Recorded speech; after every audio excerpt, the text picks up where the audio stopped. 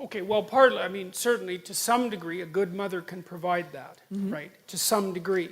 Although it's hard for one person to be everything. Right. You know, and I think one of the conundrums that face women, and this is a tough one, and this is why I think women are higher in trait agreeableness and higher in trait negative emotion, is that, you know, the primary problem that a woman has with an infant is why not throw it out a window? Because it's very annoying, right? I mean, it's there all the time. It's constant demand. It's absolutely constant demand, tremendous dependency. And so a woman has to be tilted towards mercy. That's how it looks to me. Right. And especially during, it's so important during especially the first year when children are so unbelievably vulnerable. And so I think it's very difficult for women to be merciful like that and to make the shift to encouraging disciplinarian. I think that's a very difficult thing for people to do simultaneously. Although, you know, people, I'm not saying that women are always only merciful and men are always only encouraging disciplinarians, but things do sort themselves out to some degree like that. And I think also the biochemical transformations that accompany pregnancy and childbirth and lactation also tilt a mother towards that as well. Because she has to really love that little thing, right? It's number one, no matter what it demands.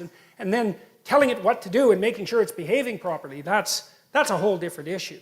Now, but the kids who lack fathers, I mean, first of all, they can find that to some degree in their friends. And that's often what fatherless boys do in particular. They go into gangs.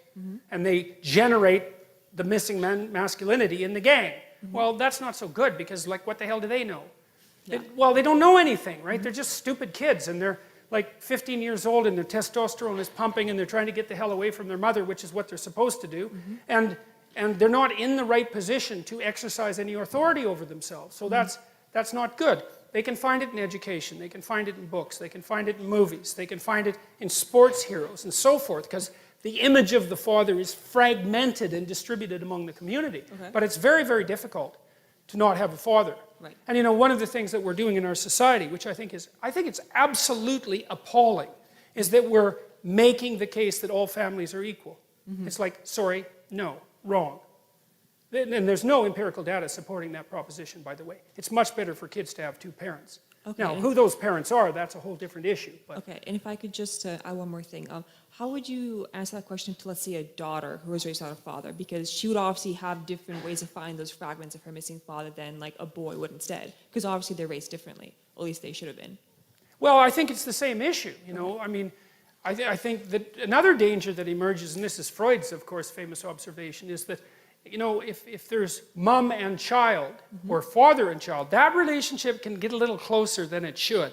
Okay. And then the lines get blurry and mixed. And I'm not saying that that happens to everyone, obviously, but it's still a danger that's inherent in the situation. They're thrust together too tightly without sufficient resources. Okay. And so the responsibility has to be distributed more. And like, I really do think that it's the sign of the degeneration of a society when single parenthood becomes anything approximating the norm.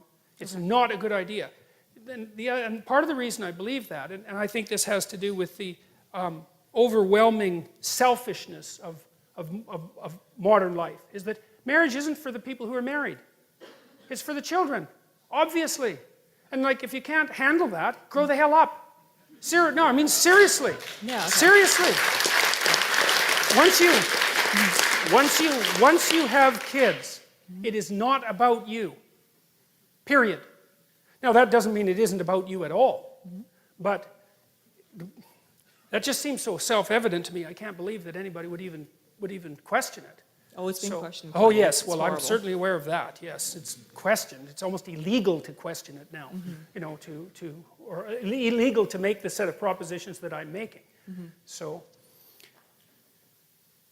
that's the best I can do. Yeah, no, that's excellent. Thank you. Okay.